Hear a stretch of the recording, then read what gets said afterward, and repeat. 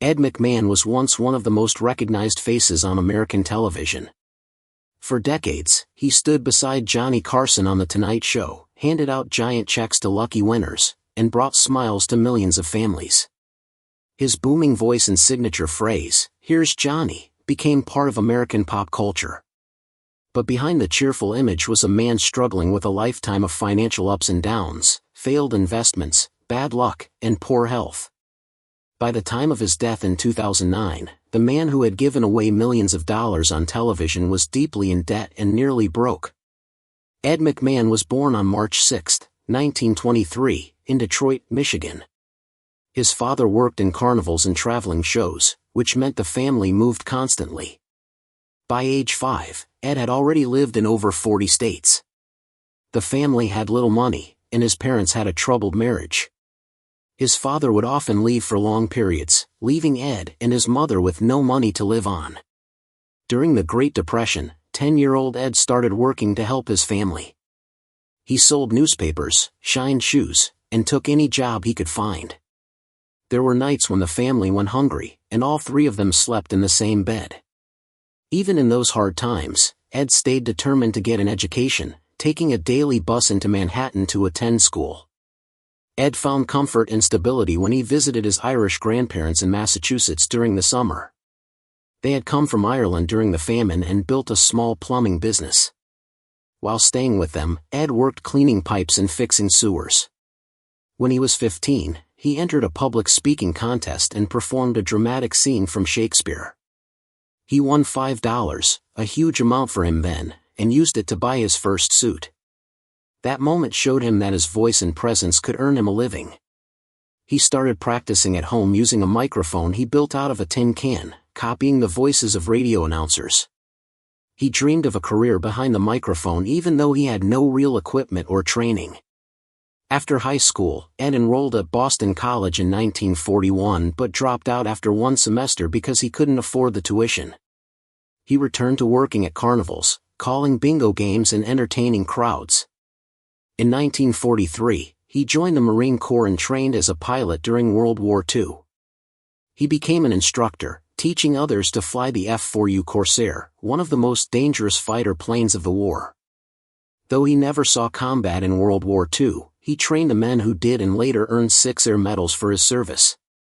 During the Korean War, he flew 85 combat missions in unarmed aircrafts, guiding artillery fire over enemy lines, a risky and heroic role. He eventually rose to the rank of colonel. When Ed returned home after the war, he used the GI Bill to attend the Catholic University of America in Washington, D.C., where he studied speech and drama. He performed in campus plays and learned the craft of stage performance. He spent his summers selling vegetable slicers on the Atlantic City boardwalk, where he perfected his booming voice and ability to grab an audience's attention. These early experiences taught him how to connect with crowds and think quickly under pressure, skills that later made him a natural on live television. Ed's television career began in 1949 at WCAU-TV in Philadelphia, where he made $75 a week. His first big role came as Ed the Clown on the CBS show Big Top. The live circus setting often went wrong, animals misbehaved, props failed, and performers missed cues, so Ed learned to improvise and keep the show moving. In 1958, he got his big break working with Johnny Carson on the game show Who Do You Trust? Their chemistry was instant. Carson's quiet humor balanced perfectly with McMahon's warm laughter and quick wit. Their partnership led to The Tonight Show in 1962, where Ed's famous introduction, "Here's Johnny," became one of the most iconic lines in television history. Throughout the 1960s and 1970s, The Tonight Show starring Johnny Carson dominated late-night television. McMahon was more than just Carson's sidekick, he was his friend, his backup, and his perfect complement. The two shared dinners, jokes, and mutual respect. While Carson became the highest-paid man on TV, McMahon didn't focus on money or fame. He once said that the best praise he could get was silence from Carson, meaning he had done his job perfectly. Together, they helped NBC earn tens of millions of dollars every year and became beloved figures in American households. Outside of The Tonight Show, Ed McMahon built a successful career as a host and pitchman. He led Star Search from 1983 to 1995, a talent competition that introduced stars like Britney Spears, Beyoncé, Justin Timberlake, and Christina Aguilera to the world. He co-hosted TV's Bloopers and Practical Jokes with Dick Clark and appeared in countless commercials, especially for Budweiser beer. He also co-hosted the annual Jerry Lewis MDA Telethon, helping raise billions for charity. For over 40 years, his face was a symbol of generosity, warmth, and trust. In 1976, McMahon became the spokesman for American Family Publishers Sweepstakes, where he famously told viewers, "You may have already won." The campaign made him a household name again, but later brought controversy. Millions of Americans believed they had actually won money, and lawsuits claimed the company's ads were misleading. McMahon and Dick Clark were ordered to pay fines and donate to charity, though McMahon himself was not directly accused of fraud. Still, the scandal damaged his reputation and income. By the early 2000s, McMahon's finances were unraveling. He had made millions during his career but spent heavily on homes, cars, and family expenses. He suffered a terrible accident in 2007 when he fell at a Beverly Hills home and broke his neck. The injury left him unable to work for months, and medical bills piled up. Around the same time, the 2008 housing crash hit, and he fell behind on payments for his $6.5 million Beverly Hills home. He owed hundreds of thousands in mortgage debt, credit card bills, and legal fees. American Express won a $747,000 case against him, and other lenders sued for hundreds of thousands more. Newspapers reported that the man who had given away fortunes on TV was now facing foreclosure. His health declined rapidly after the fall.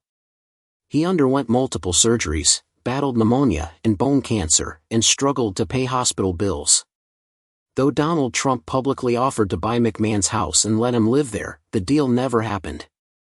McMahon's daughter later confirmed that the offer was never honored. In June 2009, Ed McMahon passed away at the age of 86, owing nearly $2 million.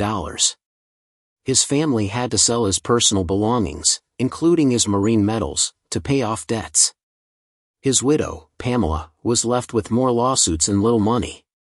His children received no inheritance. The man who had once symbolized wealth and success had died nearly penniless.